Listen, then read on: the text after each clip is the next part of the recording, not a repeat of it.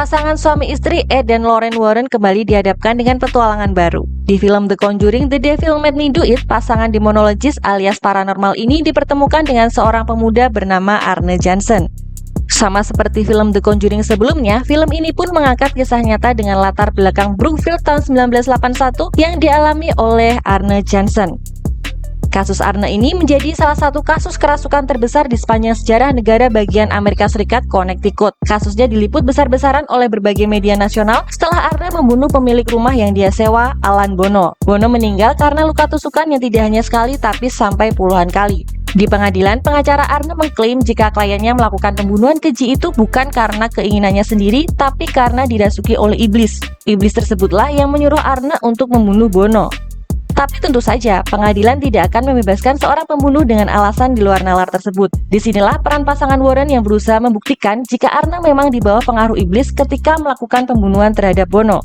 Di filmnya, alur yang diambil tidak jauh berbeda dengan kisah nyatanya, meski dengan tambahan drama antara Ed dan Lorraine sebagai bumbu.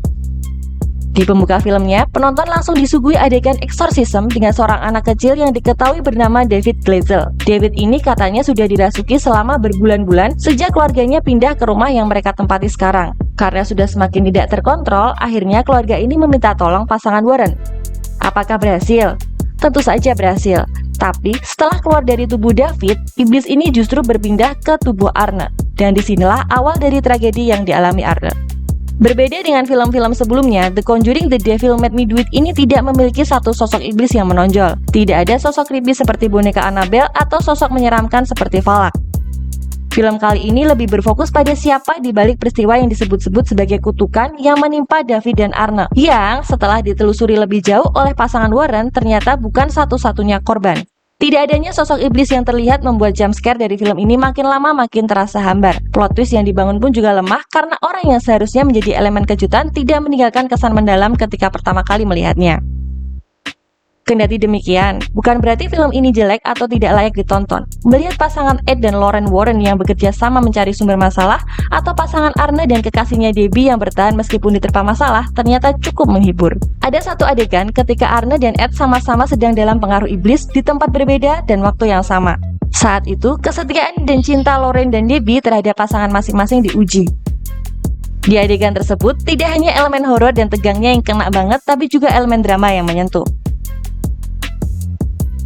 Di jajaran pemain kita punya Patrick Wilson sebagai Ed, Vera Farmiga sebagai Lorraine, Rory O'Connor sebagai Arne Jansen, Sarah Catherine Hook sebagai Debbie Glazel.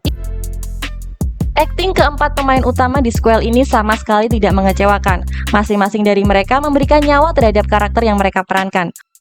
2 jempol untuk Patrick Wilson yang memerankan Ed Warren, yang meskipun tidak punya kekuatan supranatural, tetap dengan siaga melindungi Lorraine. Chemistry mereka berdua di film ini adalah yang terbaik jika dibandingkan dengan 2 film sebelumnya.